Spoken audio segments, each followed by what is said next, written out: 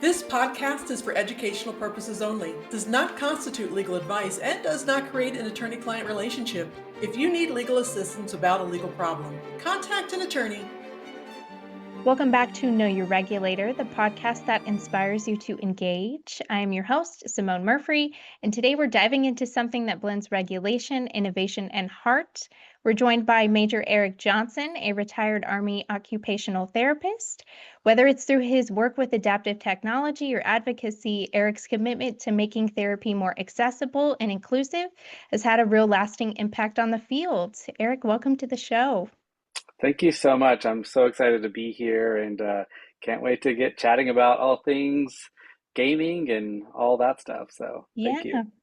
Absolutely. Your journey is incredible. And from military service to working with Xbox on the Xbox adaptive controller, let's kind of start at the beginning. Yeah. You got to see the power of therapy in really the most intense setting, combat zones. What did those experiences teach you about occupational therapy? Yeah. It's interesting because if you think about like kind of the therapeutic uses and benefits of video games in general, like I could even take it back way more than when I was actually going through the therapeutic process with occupational therapy. And so my story begins as a young private in the Army when I was burned really bad while I was overseas. And so you can kind of see I have burn scars on my arms and legs. But I remember in that moment there we were recovering down in San Antonio at a burn center, and I was teamed up with another kid who was going through cancer treatment, and we kind of lived together. But neither of us could really go outside because the sensitivity of the sun and my burns Yeah. did not really match really well. And then also with his cancer treatments, his chemo, like he was very sick, and so one of the things that really kind of brought us together was the ability to escape that real world or that the real world into this fictional world. And we played Final Fantasy VII, and he was such a he would play and I would watch, and we just spend hours in a different land with bodies that weren't damaged. And so Yeah. it was like this very kind of therapeutic, eye-opening moment, that psychosocial component of gaming. And so fast forward, we go into Afghanistan. I mean, of course, I ended up recovering, staying in the military, going to OT school, and then had been an OT for a few years at this point. And the Office of the Surgeon General gave me a call and said, "Hey, we're trying to set up a brain injury program in Afghanistan, and would like you to kind of head it up. It's a pilot, and we're hoping that what we can get from it is being able to treat people in the theater of battle of operations and being able to keep them there." And so when I got there, I remember I was in like like literally, I probably had a 5 by 5 foot space maybe, and I started doing some treatment out of that little closet, and that expanded a bit to a tent. I got a full tent, and they said you could put whatever you want in here. And when you're working with a small amount of space, you have to get pretty creative. And so one of the things Sure. that I knew very well was gaming, and I knew that gaming had some really good benefits in different ways. So I did a lot of research on cognition, executive function, and how I could kind of pull gaming into the mix and use it on this generationally relevant population, right? So it's Right. like, 18 to 35-year-old humans, right? And so what are they going to want to play? Video games, right? And what a great way to do it, in a space that I'm trying to see some recovery, but also keep them engaged. And so that's where it really kind of started, kind of taking off. And that therapeutic component was huge because there was buy-in every time that I did it. They're like, "Oh yeah, you want me to play DJ Hero or get on the balance board Right. and work on my balance and weight shift, or do you want me to work on my vertigo, or maybe my thinking is a little slow? I can work on stimulating that cognition." So that's kind of where it was. It was pretty cool, and I thought it was really innovative at the time. I didn't see a lot of people doing that, so it was pretty cool. I thought it was Yeah. something fun, obviously No, fun. Awesome. No, it really does kind of reframe the work that you're doing with your therapy and making it something more enjoyable, more fun, and gives you that kind of community, like you said, that psychosocial component of things, and that's huge in Yeah. healing. What's the kind of impact that you've seen through this? I get two different approaches from it. Like half of the people will be like, "Oh, it's silly. It's just video games," and the other half is, "Oh my gosh, what a smart idea!" Yeah. Because as we as we get older, our world is growing older, younger, if you will. Like, so our 50-year-olds are kind of 30-year-olds, and our, Hmm. 30-year-olds are like 20-year-olds, and, our 70-year-olds are like 50-year-olds. And so if you think about kind of where our world is going just in general, technology is inevitable, right? So we are moving forward, and we are moving forward quickly in a space that says, like, when I am now in the hospital or in a nursing home or skilled nursing facility, as a 70, 80-year old, I'm going to want some form of technology in my hands, whether that be for leisure or for connection or for therapy, And so the writing's on the wall, and if people aren't really adopting it, like, they're going to be behind, the curve when it all comes. Right now, if you go to a skilled nursing facility, typically you'll see older adults who want to read the newspaper, do some gardening, and those are like Hmm. those activities that are true to them. But if we think about in 20, 30 years, true to them is going to be, I want to talk to my family, I want to play chess with my dad, but Yeah. he's in a skilled nursing facility, and I can play online with him a lot more than I, can. And also, again, that, like, when I mean, I'll be 50 next year, and in 20, 30 years, I better be playing video games as my therapy, right? So, and I think that there's going to be a move to really, you're going to see that happen more and more, because the gamification of therapeutic practice is, it's powerful. It really is. Yeah, absolutely. No, that's such a great point. And I also hope that there will be some games in whatever facility I'm in. So Yeah, I think too, there's two things that I was kind of want to piggyback off of. One is when we think about how we've integrated technology into schools, it was something that we were a lot of people were really adamant. We don't want to do that, but look at where we're yeah, at now. We've got Chromebooks. I mean, that's like you said, just where the future is going. And if you're not on board, you'll be left behind. yeah, And, I think that it's the component of having those video games being available and just digital technology being yeah, available in those homes. I mean, I think there's a grandma gamer, I think is, yeah, yeah, and they talk about all the time just how the cognitive, um, the positive cognitive, I can't find the word that I'm yeah. saying. Effects of gaming. Yeah, Yeah, exactly. yeah, That it keeps you sharper, yeah, And so I would hope that we've got tools that are keeping us sharper as we continue to move yeah, forward, especially with technology. yeah, Um, so you were part of the team that was behind the Xbox Adaptive yeah. Controller. Can you talk to us about how you got involved with that project? Yeah, it's interesting because it's one of those things where your intentional actions have unintentional benefits. Yeah, Um, and in this space, so I come back from Afghanistan, and I am, am named the chief of occupational therapy at the amputee center at Walter Reed up in DC. It's like the biggest, yeah, body of amputees probably in the world, especially at the time of war that we were in. I think we had 200 amputees, all from blast injuries and yeah, everything. And so when we came back, so like one of the part of the process for occupational therapy is you do an initial evaluation and then interventions, and and all this stuff. But part of your evaluation is an occupational profile. So we're trying to get a very good idea of the human, who the human is that we're working with.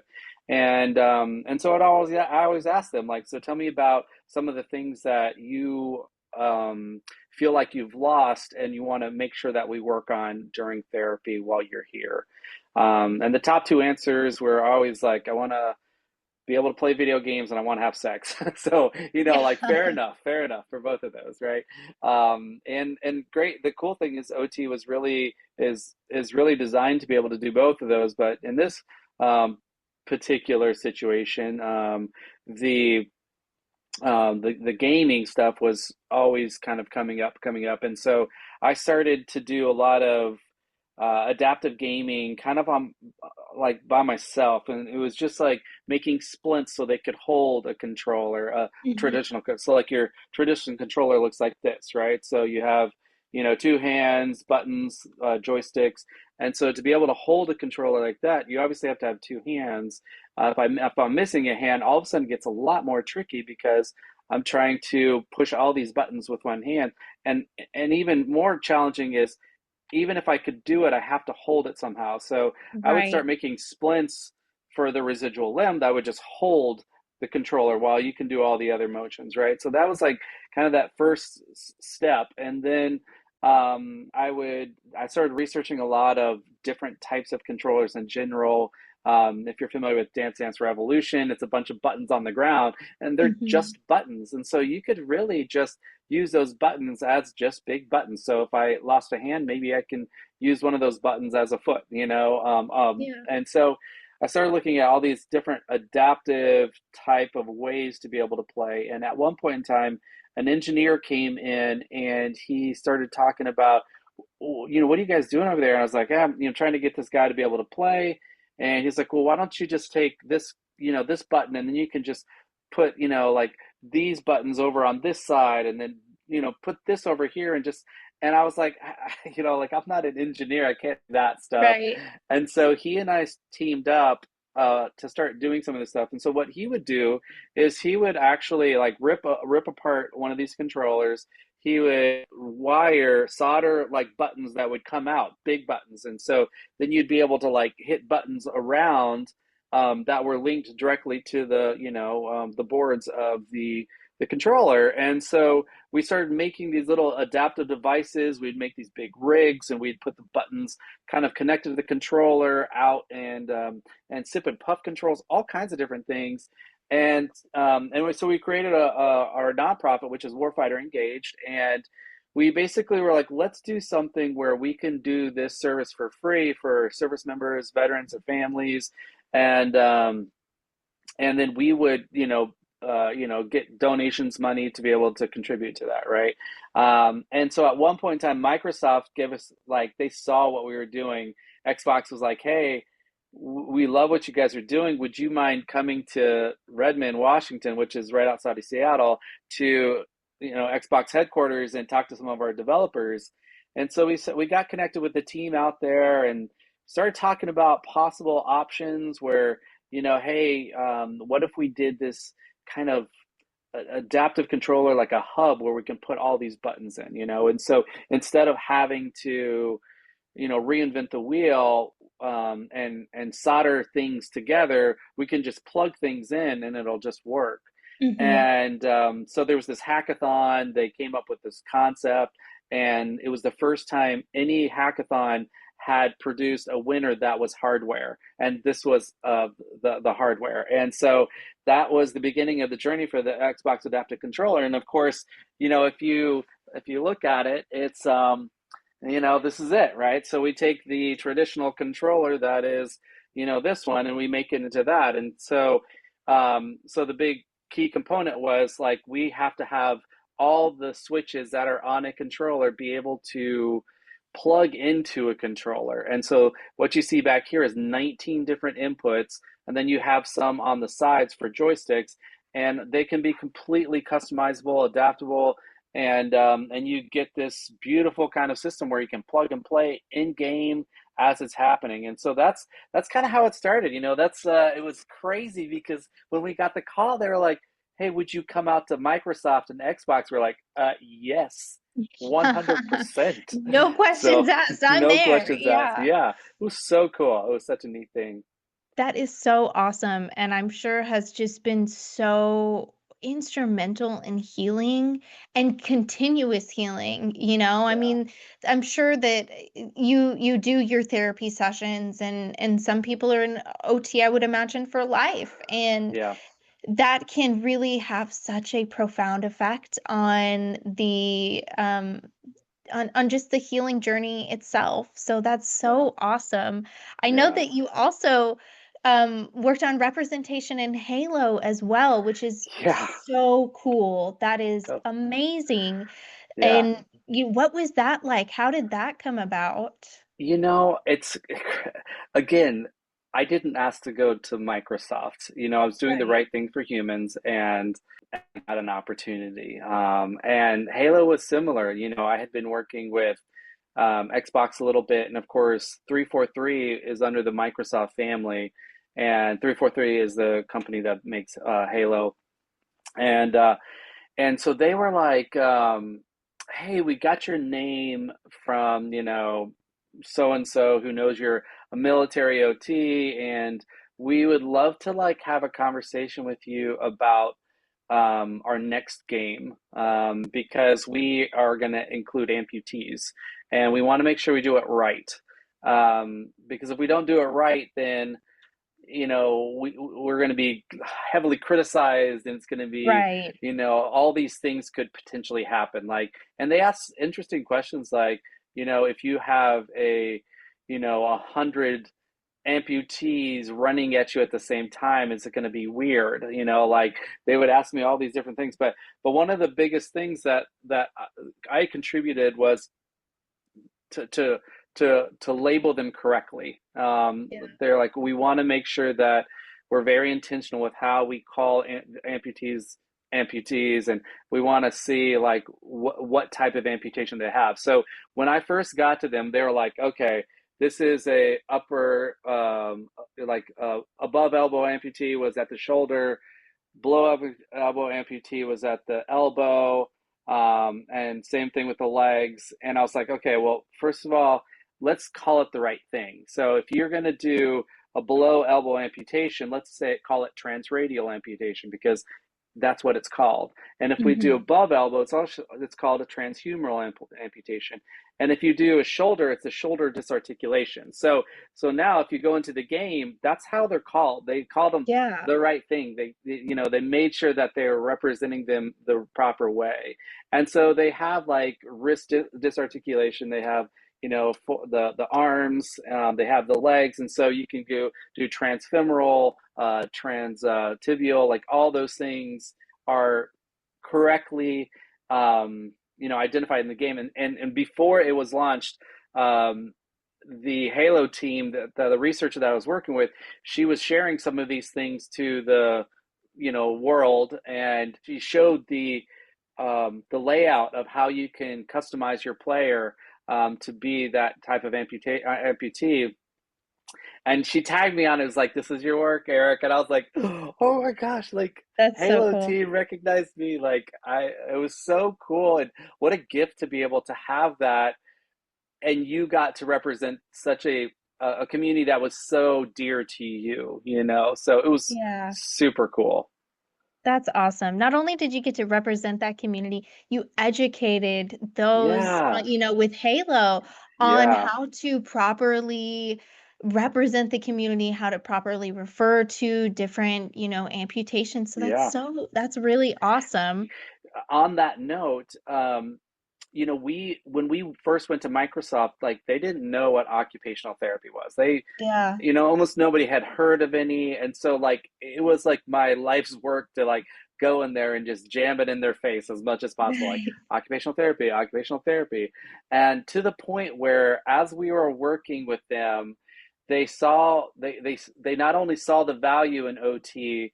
Coming out of there, they hired one of my students to work for Microsoft as an occupational That's therapist, awesome. and to this day she's still been working for them, I think, since like 2017, 2016, Wow. something like that. And so so and she's now one of their senior accessibility specialists and everything, and she's still on our team at Warfighter. And Nice. so it's so cool that they would see like not only do we see the importance of OT, we want to bring one on. And Yeah, what a what a perfect situation, you know. So totally. sorry, Yeah, go no, ahead. that's great though, for them to take it, for them to listen and Yeah, take action and then continue to implement that into their business is yeah, fantastic. That's agreed. awesome. Yeah, So, want to get back to licensed professionals here in Texas. yeah. What are some of the regulatory considerations that occupational therapists should keep in mind when they're considering integrating these non-traditional tools like gaming Yeah. into therapy? Yeah. So, so this is tricky. So, you know, if we think about regulation, a lot of times we go to documentation because documentation is going to fuel reimbursement. It's going to fuel, you know, like all the things that potentially could go wrong, right? And so, again, when I spoke earlier about if for some reason I talked about gaming, I'll either get one of two responses. One, that's really cool, and what a invaluable tool. The other one is this is garbage. It's a toy.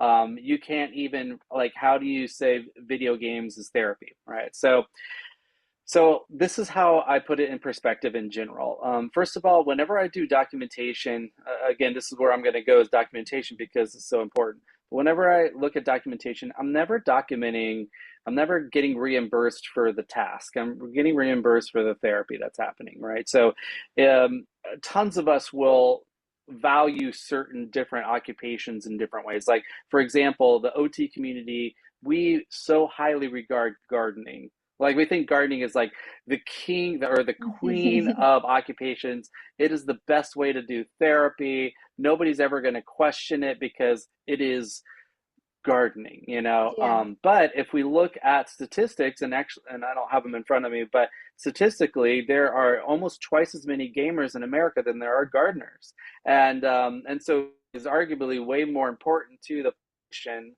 more of the population than gardening is. And so why do we devalue that? So if I were to look like if I'm using gaming in a clinical setting, the most important things is I'm not going to be writing any goals that revolve around gaming. You know, it's not going to say like patient will increase his score in Halo from Yeah, like right. it's not going to be like that, right? So unless that's their job, maybe if it's a job that they have to compete, that's different. But what I am going to do is I'm going to look at the things that I'm working on. So if I have a patient that comes in that we're working on potentially standing tolerance, um, energy conservation, maybe we're working on balance, all these different things, I can definitely look at opportunities to use gaming. So, for example, I'll give you one example that we had. So, one of my patients at one point had gotten in a car accident or something like motorcycle accident or something. He had kind of shattered the left side of his body and Mhm. big guy, but probably in his 50s, loved video games. And as we were working on therapies, we were really trying to get him to stand more and to have more activity tolerance. And so we put him up at a high table, um, and just had him engage in something, some kind of Mhm. activity. Basically, and this one particular one was like building a puzzle, right? We were trying to distract him by building the puzzle. He would stay up and he would be kind of motivated to kind of engage with his activity, right? So he stood up for about a minute and a half, right? And he was like, oh my gosh, I can't stand up anymore. My leg hurts too much. Like it's too much. Blah, blah, blah. The Mhm. next day, and so we started talking about it, and I was like, you know what, I'm gonna try something else. We're gonna stand him using we're gonna play video games. And what I'm gonna do is I'm gonna take the adaptive controller and I'm not gonna use it for accessibility, I'm gonna use it for therapy. So just like I can make buttons go out for people with accessibility, I can bring buttons out and make them further away from somebody. So if I want to like have him extend his arm or work on balance moving left and right, I can put these buttons out here, right? And so I made this whole thing where his joystick was over here, there's buttons over here, and he would have to kind of weight shift to get to the other ones. And the next day, he went from going a minute and a half from working on a puzzle to 17 minutes Oh my just playing gosh. video game. And I mean, Wow. it's as simple as, being intentional with the human that you're working with, right? It's not the answer for every single patient. Right. It isn't. But here's the thing. So now how do I document that? Do I say patient played video games today for 17 minutes? No.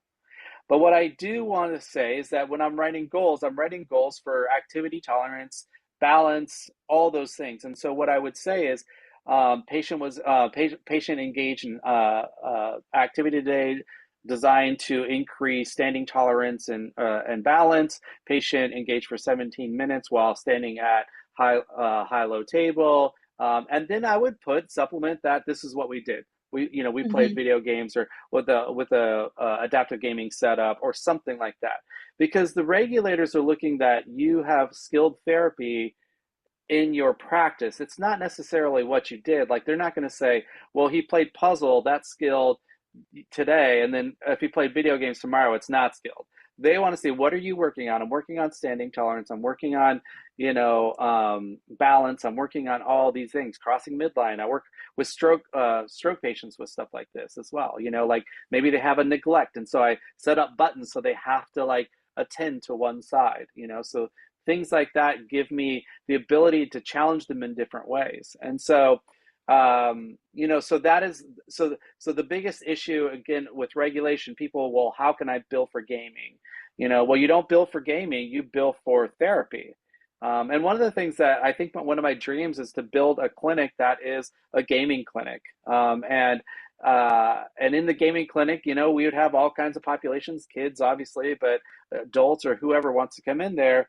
And, people would say, look, how do you get reimbursed? It's like, well, I'm not reimbursing for playing, Xbox. I'm being reimbursed Right. for skilled therapies. So that's, Yeah. I think, regulation wise, like that's the biggest kind of thing to consider is like, how am I documenting for gaming? Does that make Yeah, how sense? are you showing the therapeutic benefits of everything going on? Yeah, Yeah. and backing it up. No, that's crucial. Like you said, Yeah. and documentation is just that's your records. That's definitely a stickler for regulators for sure. And I think, Yeah. like you said, it also demonstrates the effectiveness of the type of Yeah. therapy that you're using. And again, so cool that you can kind of break these things down or just take a different look, engineer a different way Yeah. to make therapy fun, make it engaging, and Yeah. make it really beneficial. I mean, not 3 minutes. You said one, like a Like minute, it was a 30 minute and a seconds. half. Yeah. Yeah, to 17 minutes. That's wild. And Yeah. I mean, there's your proof in the pudding right Yeah. there. So, Yeah. Well, um, and I do think like as we go forward and as we start getting, more and more kind of research and evidence behind it, it'll look a lot more duh type thing, like, oh, of yeah, course, right. because that's what happens. You put something out there, you do research, and then you provide evidence to support it. Yeah. Well, for other OTs that are listening, how can they lead change responsibly? Any advice that you would have for them? Yeah, absolutely. Here's the thing in general. So you have, again, we've talked about technology is moving forward, right? And gaming isn't necessarily the only, means of therapeutic technology. There is so much other stuff out there. And so what I would say is that, we as a profession love our roots. We love the traditional kind of OT spaces that were born in and now 100 years later still thrive in. But if we are not staying generationally relevant and we're not kind of moving forward with what the current trends in occupations are, then we're going to be again left in the past. And that's something that we've always fought for our identity, and we need to continue to fight for what that looks like moving forward. And if occupation is our foundation, what is the current occupations of this world? What is the current occupations of humans? I mean, you and I are on a podcast right now using technology in a way that we couldn't have done 20 years ago. Right. This would not have happened like this. And so we have to kind of understand, like, we harness it or we let it pass us by. And so for all these OTs, I really, really encourage you to look at small ways, simple things that you can incorporate in practice, even using a cell phone to like guide therapeutic intervention at home. Like you can, for lack of a better term, prescribe or do a treatment plan for them to go home and work on cognitive type situations on their phones, set up schedules. All those things happen, in a digital space that you can really help facilitate a forward movement for your clients. Yeah, very well said. It's awesome. Well, thank you, Eric, so much for joining me today. Your story is incredible. I'm Thank you. very grateful for your time. For our listeners, if this sparked ideas, questions, or even career shifts, that's the kind of inspiration that we're here for. To learn more about Eric's work, check out the links in the episode description below. Be sure to follow, like, subscribe to Know Your Regulator so you can stay up to date with your professional industry. And until next time, stay inspired and continue engaging with your regulatory agency. Know Your Regulator, the podcast that inspires you to engage.